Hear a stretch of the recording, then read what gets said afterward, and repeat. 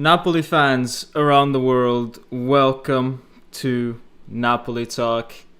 It's another derby that Napoli win against Salernitana. 4-1 is the score. As some of you are already saying in the chat, it was a little bit of a training game.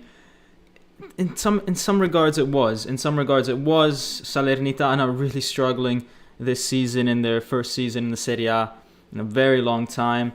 They were hit massively by COVID and injuries. They had 6 players missing, other players like Simi who were not really at top form. But Napoli still had to break down a really low block.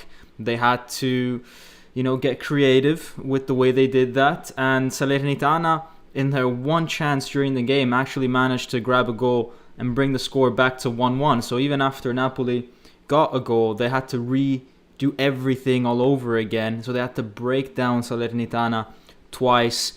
Once we broke them down twice, though, we just came in the second half stronger than before and finished the game off. They got a red card as well, and we put the game to bed. But let's go into what happened during the game, and then we can go straight into the player ratings. So in this game, guys, the score ended up being 4-1 within the 60th minute. There's no point continuing the analysis after that. It was 4-1, 10v11 in favor of Napoli. So it really just ends on the 60th minute. So I'll start with the analysis, guys, of the game. So you can see Salernitana sitting really deep. They had basically their whole team within maybe at most 5 meters of the edge of the box. And what Napoli did really, really well was that we put 4 people, including Di Lorenzo, in between those lines. And so between Lobotka and Fabian, we managed to often find the right pass in between those lines. Lozano on the right gave really good options in the first half. Him, Di Lorenzo, and Fabian, I thought, played quite well. And then as Di Lorenzo received the ball, he would exchange with Lozano. They would switch position. Oftentimes it's Di Lorenzo that crossed the ball and Lozano was on the receiving end. So there was a lot of fluidity to Napoli's attack. And really it just felt like a matter of time before we were going to score. Hi all, glad we won. It's 2:16 a.m. here, says Barone04. Where in the world are you, man? You must be maybe in Australia, something like that. Possibly. Vincenzo Bertillo saying Alex Merdet, 1 shot, 1 goal. Yeah, Meret does not have a very high save ratio. I think it was a difficult shot to save because it had a lot of power, but he should have done better. I think out of 10, that was a 6.5, 7 out of 10 difficulty just because of how close range it was. Yeah, I mean, who knows? Maybe Ospina would have saved it. Definitely wasn't impossible to save, but we'll get to that goal. AT is saying, Sam saw Victor pissed off at the end of the game. Hopefully they resolve the issue and don't let it affect our chemistry. Spalletti was asked about that in the press conference. I was listening to the press conference before starting the live, and he addressed that. And essentially what Spalletti said was that, Osimhen is someone that really likes to score goals. He expects to score goals, and he called out Politano. He said, when you've got someone in the team, such as Osimhen, that can score goals, then you should be giving the ball to Osimhen. So, I can see that. I think maybe Osimhen needs to not make it so visible on the field that he's upset. I mean, you should be thinking about, okay, we're winning 4-1. You shouldn't really give the media anything to bite on at that point. And maybe just take it in the dressing room or in the training ground the next day. But, it's part of why we love Osimhen. He has a lot of heart, he has a lot of passion, a lot of anger, and he's just super hungry for goals. And that's what you want from your number 9. Napoli still suffer in the Maradona Stadium. People come here to defend, says Hussein9996. I think that we played much better than against some other teams. We're starting to get some points again. It's the second win in a row now at the Maradona, so things are picking up. I think Fabian coming back has been instrumental for us. He's in the center of every good action that Napoli has had. Can't blame that goal on merit, says Maximus. Yeah, I'm to the same idea. It's a difficult shot to save, not impossible, but difficult. Salvatore Di Brita, Rrahmani was basically Meret's slap for the goal. Sufu Scuba, yeah, I think Victor was angry at Politano. Gold Coast Australia, says Barone. Yep. Payman Dagar saying congrats. I think you were harsh on Meret and biased towards Ospina. I said it's not. I said it was a difficult shot. Ospina to me is also not a top keeper. Wow, no, Ospina is a top keeper. Ospina has been excellent this season. I think Lozano was poor. Hope we renew Fabian at 4 million. Sell Lozano to cut wages. Osimhen is too erratic and makes too much noise. He needs to control his emotions. Yeah, he definitely does need to control his emotions.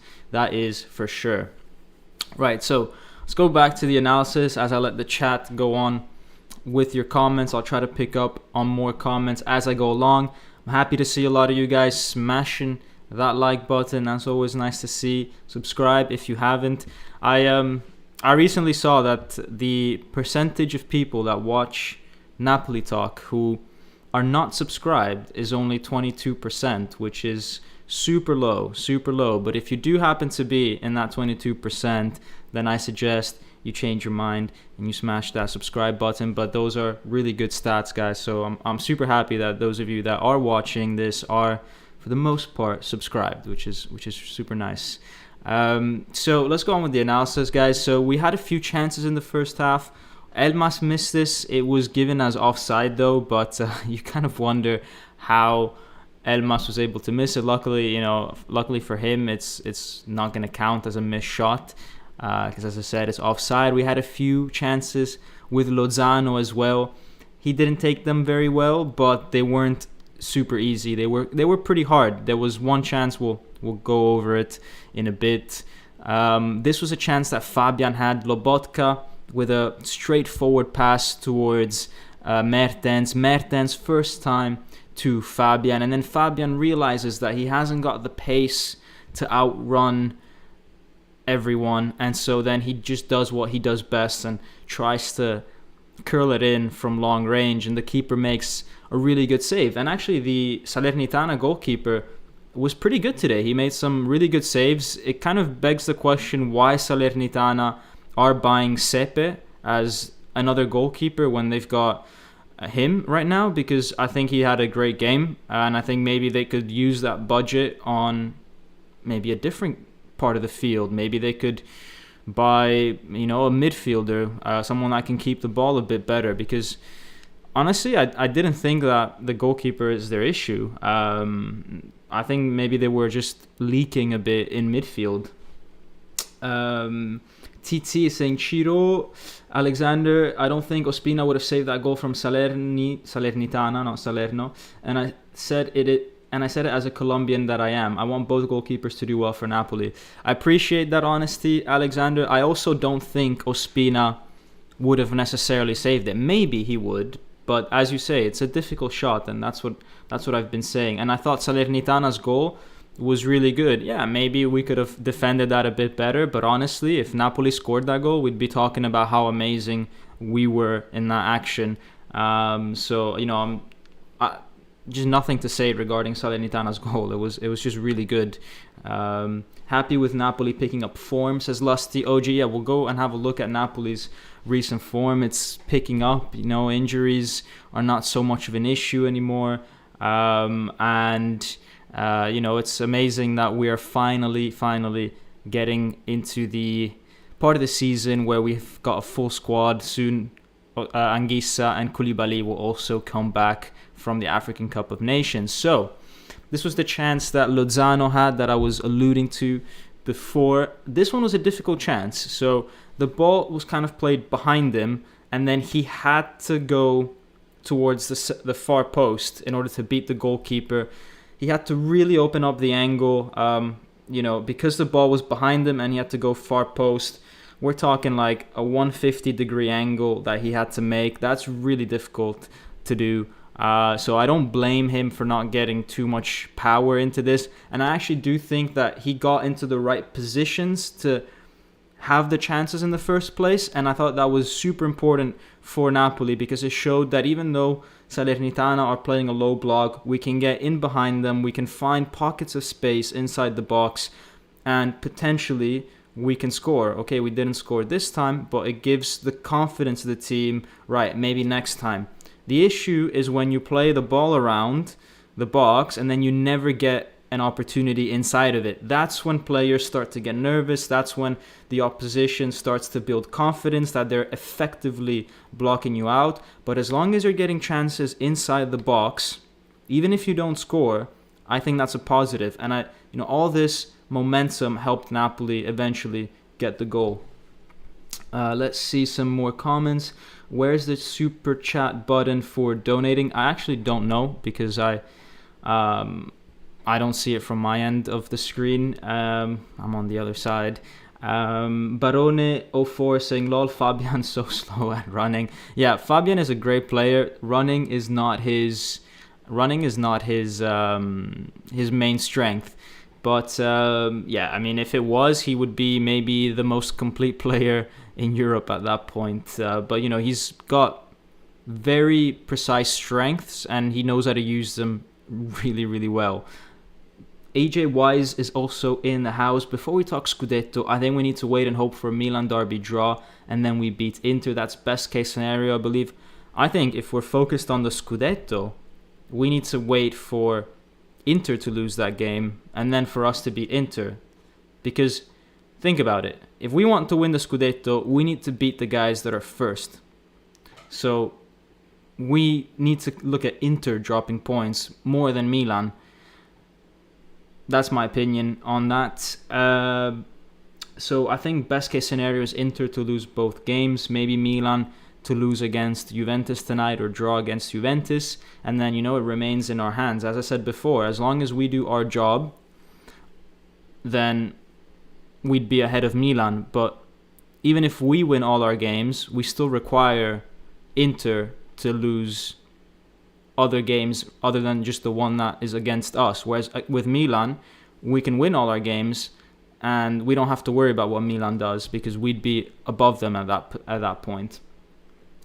It's hard to root for Juve today, says Maximus1318. Yeah, I think deep down I'll go with a draw. It's going to be hard to root for a Juventus win. It always is. I think a draw will still be a pretty good result. We only talk Scudetto when we hold it in our hands, says Barone04. I think we should only talk Scudetto after the Inter game, which is coming up in less than a month, if we beat them and if we do our job before that. So we've got Venezia and then Inter. If we beat Venezia and we beat Inter, then let's talk about Scudetto.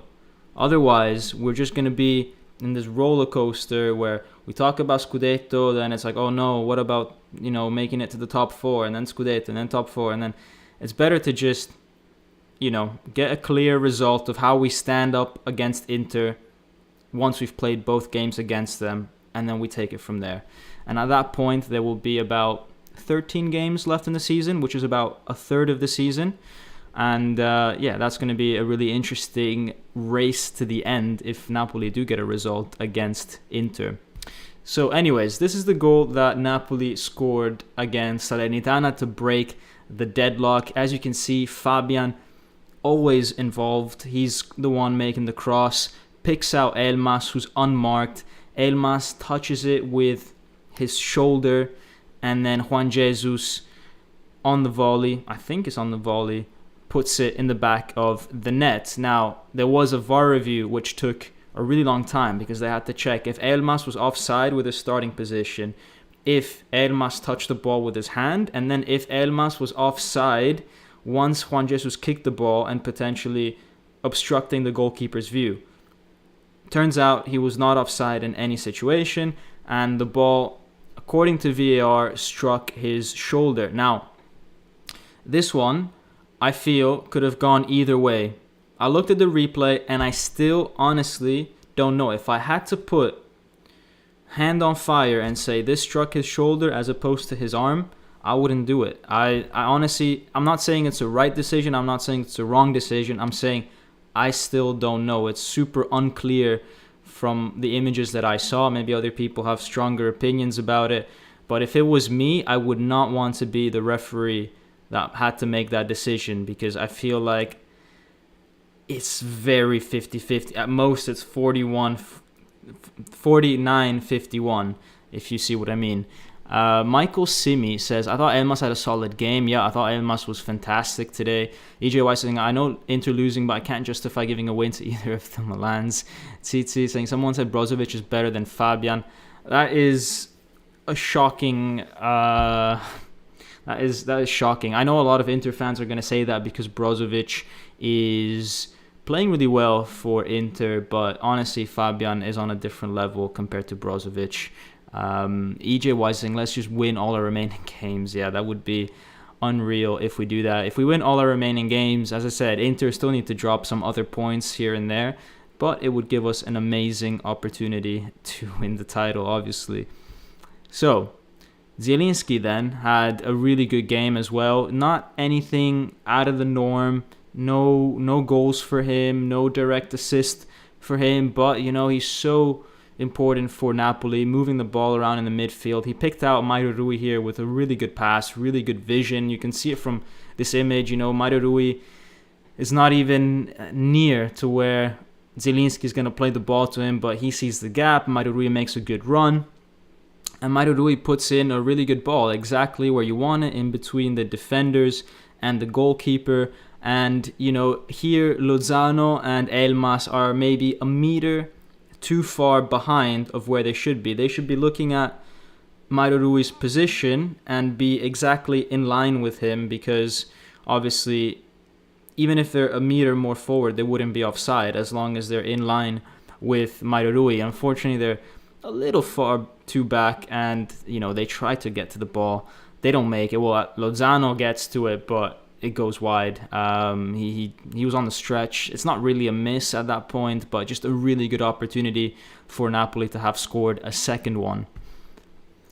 There was a penalty shout at one point for Dries Mertens. This one would have been soft, in my opinion. I think you can give it. Again, it's one of those 50-50. If the ref gives it, you can't say anything against it. Hands on Mertens, but at the same time, was there really enough contact, or was there enough force? It's one of those where it really is 50-50. But the shocking thing in the first half was you were 25 minutes in, and up until pretty much for the whole game, Napoli had 84% possession. Maybe we ended the game with 80, something like that. I've honestly not seen that in a Serie A game, maybe ever. I honestly cannot remember a time when a team has had 84% possession that far into the game. Like, there's been moments where maybe you've had that possession if you consider just the last 5 minutes or something like that, but for 26 minutes to have 84% possession, that's unreal. I mean, Salernitana, I think, do not deserve to stay up in this category. I think them and Genoa need to have a real look at themselves in the mirror and say, what are we doing here? How are we setting up our teams? How are we, are we playing the right type of football to merit being in the Serie A? Because they had zero intention to play football today. It was just defend. And but yeah, having said that, they had an unreal goal. So Juan Jesus gets pulled out of position by Joel Obi, who then makes a really good run from that center forward position that he was occupying all the way up to the flank. So he passes the ball up to the right back that's on the top of the screen, and then the right back passes it along the flank to Joel Obi, and Juan Jesus runs alongside him. Maybe if this was Koulibaly instead of Juan Jesus, Koulibaly's extra pace would have allowed him to get to the ball before. But, Juan Jesus, he's not got that same pace. So he just followed the striker all the way to the flank, which is not bad. I mean, he basically did what he needed to do, because look at how he cornered that striker. It's just that then he pulls off a really cheeky back heel that obviously you just have to applaud, because he had the vision to see his teammate coming through. Mauro Rui was late to track back, and no one was tracking the guy who ended up scoring in the end, because he was completely free. Salernitana's number 9, their main striker, completely free in the box. And as we said, maybe Mertens could have done better, but honestly, he struck that ball with pace. And they score. It's a good goal. Take nothing away. Nothing to say about it.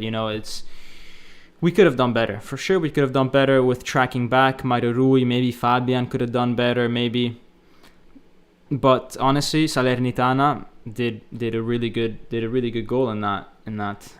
Fabian walks into any midfield in the world, says Vincenzo Bertillo. Yeah, I honestly think that in the form that he's in, he does. I think that's very clear this season. Let's see. Just Sonic Multiverse. Hello, mates. What a good game. So happy for Juan Jesus. Finally, he scores his first goal in Serie A. It's incredible how Juan Jesus has basically scored 3 goals for us already, or maybe 2, and they were both ruled off for offside. The one time that he does score, there's also a VAR check. It's just like he cannot get a clean goal for us at all. There always has to be some sort of VAR check that goes against him, or, well, not necessarily against him, but a VAR check. Payman Daigar saying, this is where Elmas struggles. You can see from a different angle he should run much quicker on the Rui cross. Elmas needs to become tactically smarter, but he has talent. I miss Petagna's bicycle kick, says Barone 04. Oh, don't we all? Speaking of Elmas, though, this slalom run on the 46th minute is amazing. And this is where Elmas is best. Basically running at defenders, running at midfielders, seeing a pocket of space and just making a run. He's so good at close control with the ball, moving it very quickly in between his feet.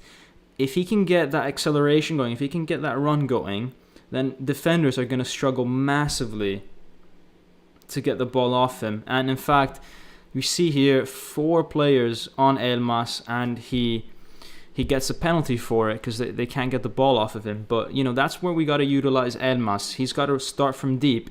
If we give him the ball when the defense is all set up, he's not really got that acceleration going for him, he's less dangerous. But if we can start him from a little further back, make him run through, then that's where Elmas shines.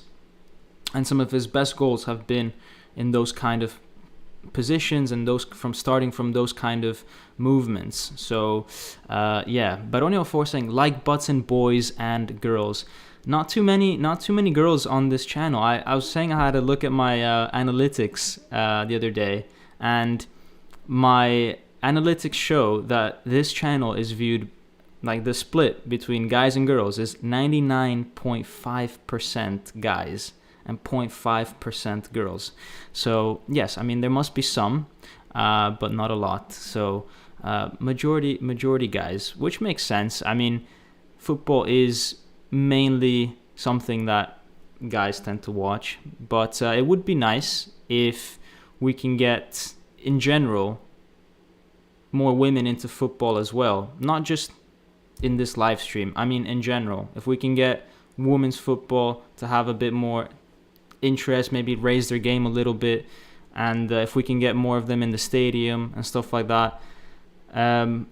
It's super strange how it's a sport that alienates like 50% of the population at times. Okay, not 50%, but a large portion of that 50% of the population is just alienated from it. You don't really get that in every... I think other sports might be a bit better at having both sets of genders that watch it. Anyways, I'm getting off topic.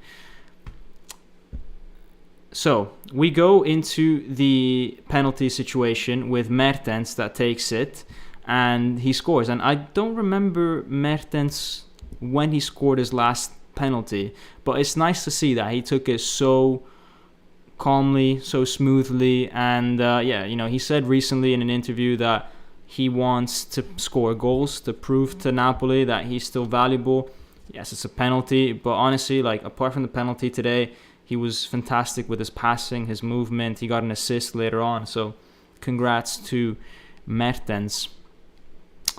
Vincenzo Bertillo is saying not only is football mainly followed by men, but YouTube in general is mostly male users. Oh, that's I didn't actually know that. Barone Ofor saying, I watch women's football. They are tough and skillful. I must admit, I've only watched women's football in the Women's Football World Cup final. Other than that, it doesn't even get advertised, you know what I mean? So I don't even know the level, to be honest. But it's interesting. Like, every other sport, I feel like, has a much more even distribution. But yeah, off topic. So, third goal for Napoli. We start the second half right off the bat. It's a corner situation for us. The ball's kind of floating around. Zielinski heads it to Mertens. Mertens then cross towards Rrahmani, and Rrahmani with his knee puts it in the back of the net. At that point, game over. It's 3-1. We scored 2 goals within technically a minute, because the very end of the first half and the very start of the second half. Then Insigne comes on and we get this penalty. And honestly, I'm embarrassed to say that we got this penalty, because look at that. That is not a penalty. That does not touch the Salernitana player at all on his arms, and I don't understand how VAR could give that. And it's annoying, because we don't need this. We were winning 3-1. And now people will always say, oh, Napoli got helped by the referee, Napoli got this, and it's like, we didn't need this. Like, it's just one of those things that other fans will use against us, even though we would have won this game comfortably regardless of it. But it kind of begs the question how this could have been given by VAR. I honestly don't know. I don't know how Venezia against Inter yesterday, how Dzeko didn't get even a yellow card against him for the elbow to the face against the Venezia player. I'm shocked at how poorly the smaller teams get treated. So yeah, I'll be honest. It was pretty bad. This was pretty bad. I didn't like to see this. But then Insigne scores the penalty. As I said, I don't think it would have changed the game. I mean, good for us that we scored 4 goals. Sucks for Salernitana that they got a red card, that they conceded this 4th goal. I don't think they would have tied or even won the game, so it doesn't really matter. But it just leaves a bit of a weird feeling to have a goal like that. Now, I do want to go straight to the formations, and I want to start off with Insigne's performance, because I don't know, I want to get your opinion on this, guys, but I felt like Insigne, when he came on, was better than Lozano. He was more involved than Lozano, but and he scored a goal, fine, fair enough. But at the same time, the amount of bad passes that he did was unreal. Not one of his long passes actually went to a Napoli player. If you I encourage you guys to re-watch the second half of Napoli's game. If you can find a link or whatever, re-watch that second half and watch every single one of Insigne's passes and try to find one that went to a Napoli player. Not the short passes, I'm talking the long passes. So if we go on who scored right now, so let's go on who scored and let's see his pass accuracy, because I was shocked. And then the commentator was saying how, oh, good ball by Insigne, but actually it was blocked by a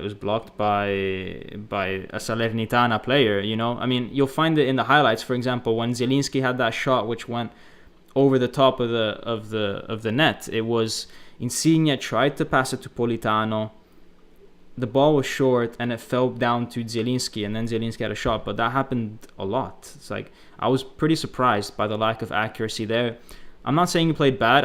He was involved in the game and he made things smooth, but I was just shocked. I don't know if I don't know if it's always been like this, or maybe if I'm maybe more critical of him now that he's leaving, I might be more biased. But I was really shocked, honestly. I was really shocked. And I know that some people might say like,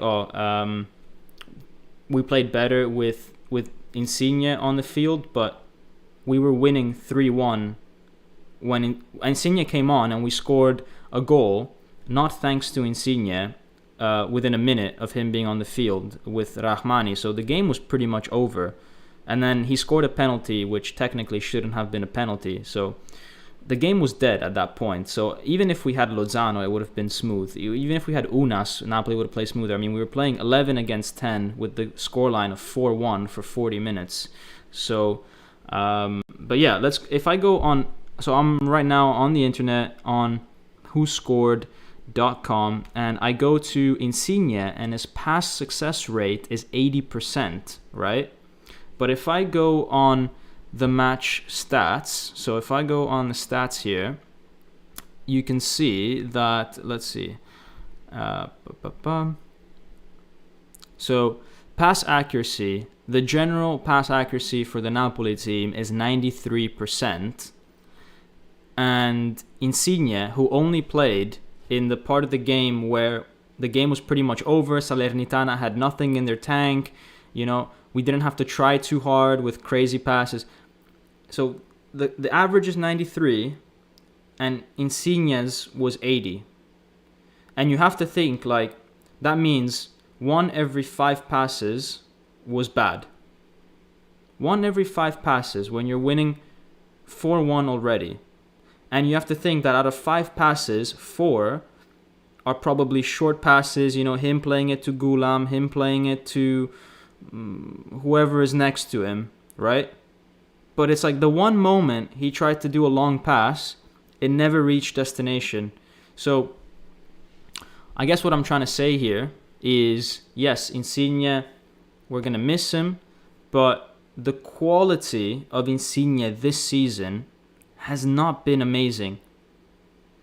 And it goes back to what I was saying in previous games, which is when you give the ball to Insigne around the box, we will score 1 goal out of 10 chances that he tries to create. When you give the ball to, let's say, Mertens around the box, we will score 1 in 5 chances. That's the difference between Mertens and Insigne. Insigne has great stats for Napoli. I'm not denying that, but the amount of times the ball goes to him and then we waste it is unreal. And yeah, I encourage you guys to rewatch that second half.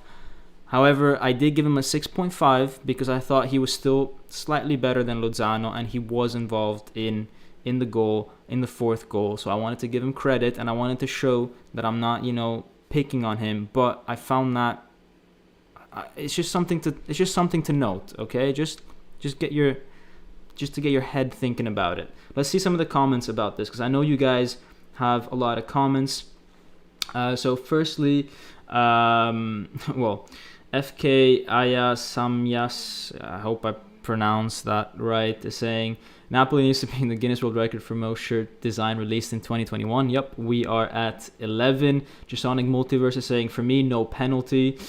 Gerald Huapa saying, Dom, who you going for? Milan versus Juve. Juve win would mean you guys retain second place. Yeah, a Juve win or a draw. I'm kind of worried about Juve still, so maybe a draw. And as I said, if we win our games, then Milan can win all their games, except the one against us, and we'd still be on top of Milan. So I'm not too worried about Milan. Honestly, I'd rather focus on Inter. I'm a fan of VAR in theory, VAR in theory, but the application has been horrendous and inconsistent, says Vincenzo. Yeah, 100%. Gerald is saying both Dzeko and the Venezia player jumped for the ball, never a foul. I don't know. I don't know about that. I'm not saying it has to be a red. I'm just saying I've seen yellows given for accidental things that are much less dangerous than that. Let's see. Canahon Flame is saying, yeah, I felt that too. We had 100% pass accuracy till Insigne was sending it into the box onto Salernitana heads. I agree on, says Canahon Flame. Payman Dagar saying, I agree on Insigne, but he was much better than Lozano. The guy cannot control balls.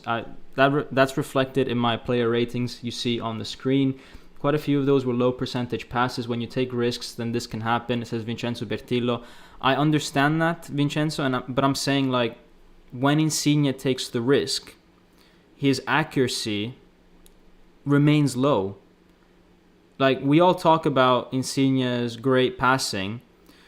For every good pass that we've seen from Insigne, it's followed by 9 that have gone to opposition. It's like saying, today's gonna rain. Like, eventually you're gonna get it right. Eventually, 1 out of 10 days, it's gonna rain, you know? But it's like sometimes people seem to forget that you got it wrong 9 out of those 10 times. I'm saying there's players instead who have, when they receive the ball, they have less of a failure rate than Insigne. And we saw it in previous seasons with his shooting. This year, I think Spalletti has told him to shoot less. Why? Because his shooting accuracy was poor. Last season, he scored 18 goals, but he had one of the worst shooting accuracies in the league, which tells you that he must have missed hundreds of chances. Not tens, but hundreds. All I'm saying is that give the ball to someone else as much as you give it to Insigne, and you might end up with overall more goals because of less chances wasted. That's all I'm saying. Or maybe I'm saying that, you know, it's not the end of the world if we lose Insigne. I don't think he's as world class as maybe some people might believe. But he's still a tremendous player. Paolo Iannicello saying, Dom, I think Inter is slowly starting to find out that wins will come harder as the season goes on. Even yesterday, they didn't look like they were going to win that game. Yeah, they've been getting really lucky with late-minute winners. They got a late-minute winner against Venezia, late-minute winner against Juventus. I'm not sure if it's luck. I mean, part of it is them never giving up. It's having that winning mentality, which is belief that the game isn't over until it's actually over. So congrats to them for keeping it up. But it looks like they're kind of hanging on, and it feels like the first loss in a while is just around the corner. It's just around the corner. And yeah, as they face teams that will be fighting for promotion or fighting to stay up, fighting for Champions League and Europa League places, then, you know, they might find it harder and harder. And, you know, if they get a good cup run, both in the Champions League and Coppa Italia, then it could be problematic for them to manage those situations. They might get hit by injuries. They haven't yet been hit by injuries like Milan and Napoli have. So it might be their turn in the second half of the season. Let's see some more. Gerald Huapa saying, Dom, do you agree with Lozano and him saying that Napoli is better than Inter man-to-man? I think overall, yes. I think not every player, but I think 6 to 7 of the starting 11 for Napoli is better than Inter's. I honestly believe that. I think if you could somehow have a full season where injuries, in a hypothetical universe where injuries don't exist, and you had 1 week of rest in between each game, I think Napoli would have a better season than Inter, is my opinion.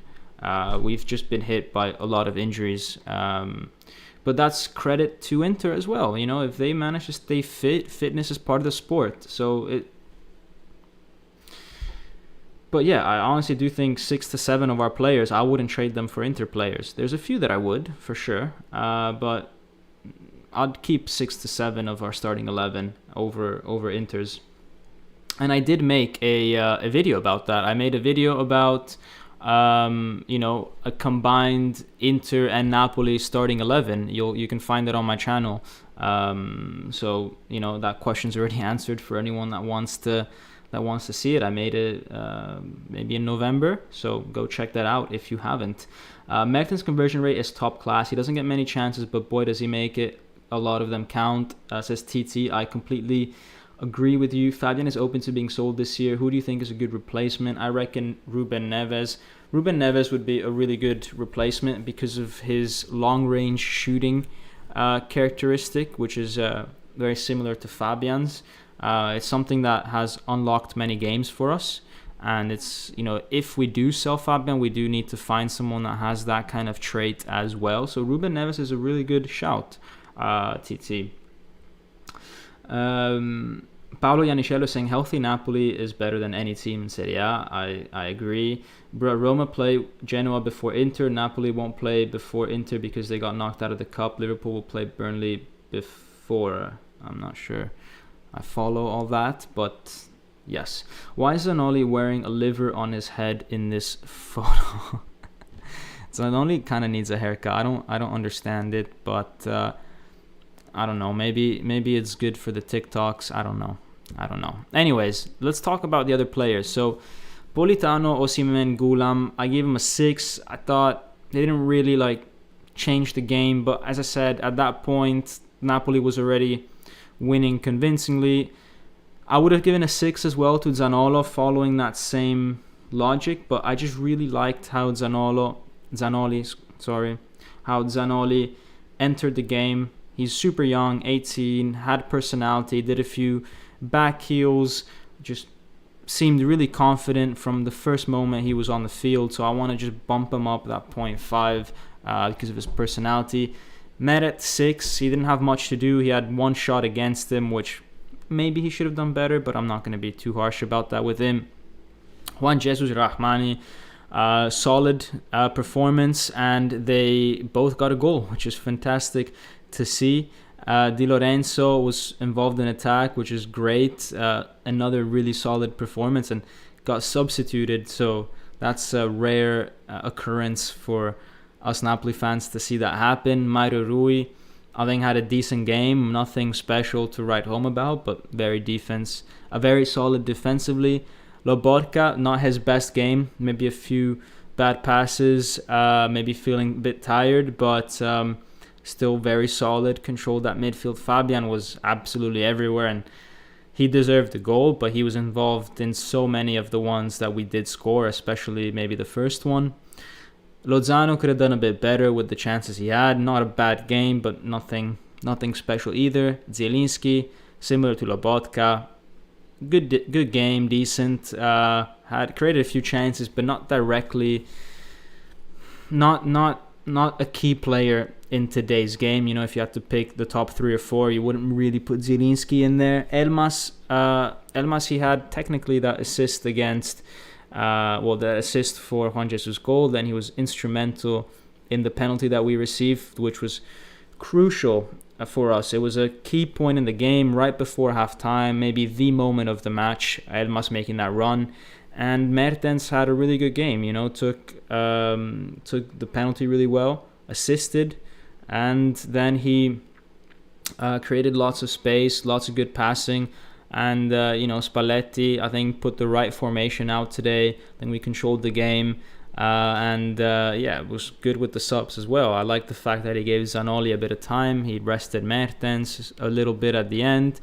The fact that he also let Insigne play 45 minutes is also quite good. So 7 for Spalletti. Daniel Bowen, thank you so much for the €10 donation.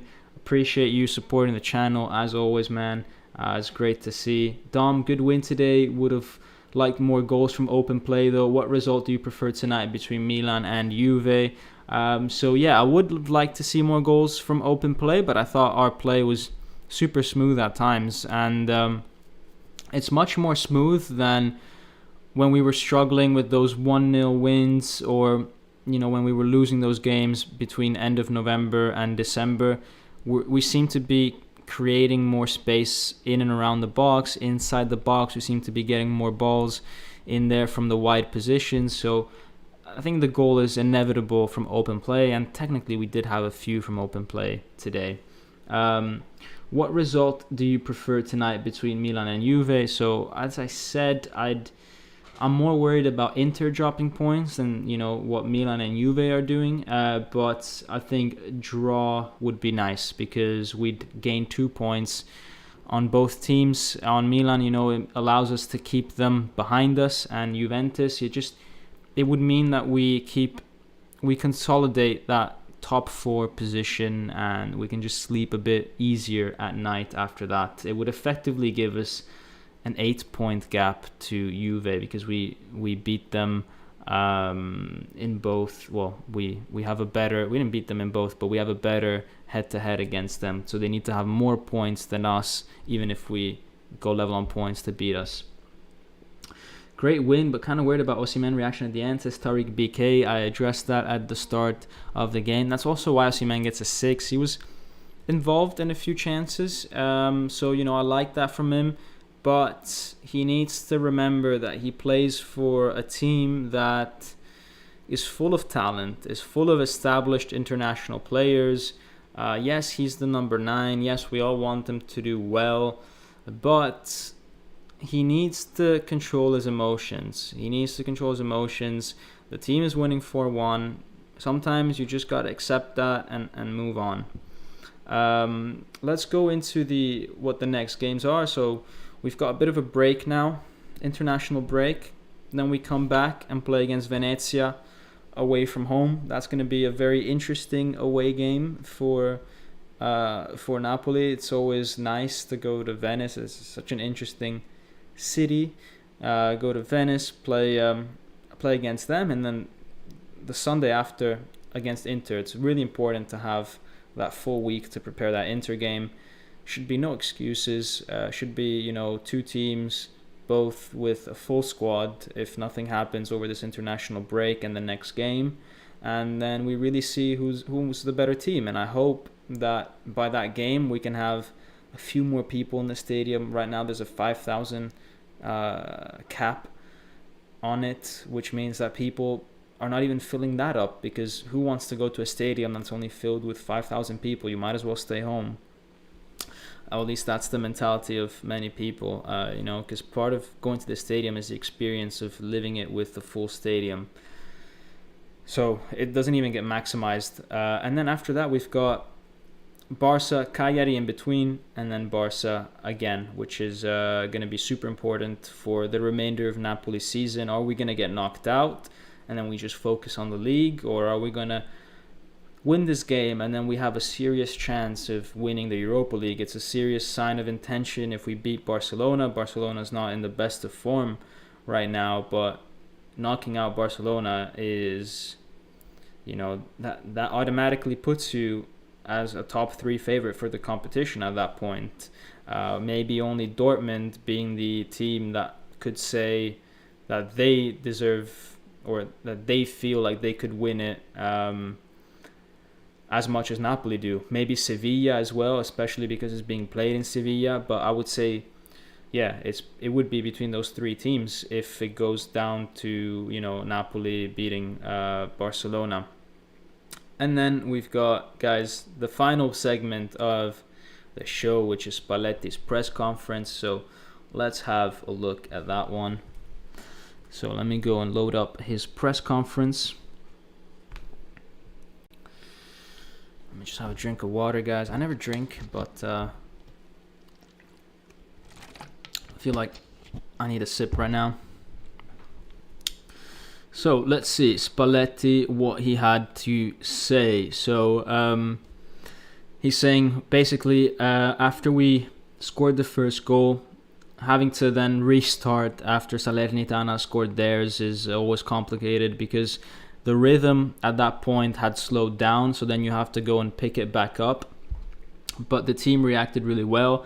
They had a really good end to the first half and a really strong start to the second half, which enabled us to bring the 3 points home. We talked. They asked him about the fact that Mertens was always playing off Fabian Ruiz, and Spalletti said, "Yup, we go." When we start the game with the little guys up front, we obviously need to play the ball down on the ground and create spaces for other people in the field. And, Fabian was really good at utilizing those spaces at times. Did you speak to Osimhen after the game, they asked him, and Spalletti says Osimhen was a little nervous and angry at the fact that he didn't score a goal. He was upset about that, but it's just something that kind of ends there and then he gets over it. Where do you need to still improve, they ask Spalletti, and Spalletti answers, we need to improve from a character and aggressivity point of view. Well, not really aggressivity, but in Italian, cattiveria, like meanness. He's saying basically the games that have 5 substitutions, you're never really sure, even when you've got 2 goals in your advantage, and we need to be more determined to close the game as soon as possible. We need to understand that the earlier we close the game, the better it is, and we needed to do better in the first half in that regard. They ask him, what is the future of Mertens, and he says, well, we have a president who's very careful with the details. In the past few years, he's always tried to build very competitive teams. He has to take a look at the contracts and make his mind up. If a player wants to stay, it depends all on if he's willing to accept what the club is willing to offer him. So that's very clear regarding Mertens' future. When asked about Milan Juve and what he wants out of that game, he says, no, I don't want to focus on that game. I'm always going to watch it because I can learn from those teams, but I'm not going to hope for any particular result. So let's see. So that's the press conference by Spalletti, guys. I think it was a bit of a training game, especially from the last 40 minutes on. We did manage to complicate it slightly for ourselves by having Salernitana score, but as I said, we managed to get that goal in the second half, at the end of the first half, and then the one in the start of the second half, which put the game to bed. Let's see. Gerald Hualpa saying Barella better than Fabian, Brozo better than Anguissa, Hakan better than Zielinski, but Politano better than Lautaro, Osimhen better than Dzeko, and Insigne better than Perisic. Ooh, I disagree with a few of those, but as I said, I've got a whole video about what my normal combined 11 would be, so guys, take a look at that if you haven't already. Just type in Napoli talk, Napoli Inter combined 11 or whatever, and you will probably see it come up. So a lot of talk about that in the chat. Canna Home Flame saying, I looked this up, it's the first time in Giovanni Di Lorenzo's 128 Serie A games that he's played less than 90 minutes. That's an unreal stat, man. It's just, he's built different, Di Lorenzo. It's funny, when we got substituted, everybody had a bit of a laugh. Spalletti was laughing, he was laughing. It's just one of those things that happens pretty much once in a lifetime. Will Ospina be back by the Venezia game? Yes, I think so. I think he was scheduled to be out only for 2 weeks. I think that game is important, so we make sure he's fit and ready for the Inter game. I think if Meret plays versus Inter, Napoli will struggle. I think Ospina, it's crucial for him to play against Venezia, because against Venezia, it's going to be that classic game where we might get a goal or two, but there's going to be a situation in the second half, or maybe even the first half, but there's going to be that one or two chances that Venezia has, where they've not done anything for the whole game. The keeper's not been involved, but then for that one chance, he needs to be switched on, or else that team scores and it complicates everything. And he needs to be ready for that. And I think Ospina manages to stay in the game better than Meret does. I think Meret, if he's heavily involved in a game, he seems to like get better and better as the game progresses. But if it's a game where he's required to make just one save, he tends not to make it, which is kind of what happened today. If there's just that one chance out of nowhere, he's a little switched off. Whereas if we start the game on the back foot, then Meret, like, he's like, oh, okay, like, I got to do something today, and he's switched on, and then he gets better and better throughout the game. Otherwise, he switches off. Ospina doesn't really do that. Ospina stays switched on the whole time. Vincenzo Bertillo saying Fabian is the comparison to Brozo and he's better. Real or Barca will sign him, but Barella has a slight edge over Anguissa because he's been around longer, but it's close. I tend to agree with Vincenzo on that one. Anyways, guys, I will wrap this stream up. It was a good game by Napoli. We gained 2 points over Atalanta, who drew against Lazio. We might gain some points on one of or both of Milan and Juve, and then Inter are just 4 points ahead of us in the league. Yes, they've got a game in hand, but as I always say, first they've got to play that game, and then they've got to actually win it. So for now it's 4 points, which is really good. You can't tell how that game's going to go. They were close to not winning against Venezia. That game they have in hand, who knows what could happen in that one, which I believe is against Bologna, which got suspended that game. Right, so guys, thank you so much for joining the show, for joining the live. Hope you guys liked it, and I'll try to make a video in between this international break, and then I'll see you guys again against Venezia. And as always, Forza Napoli sempre.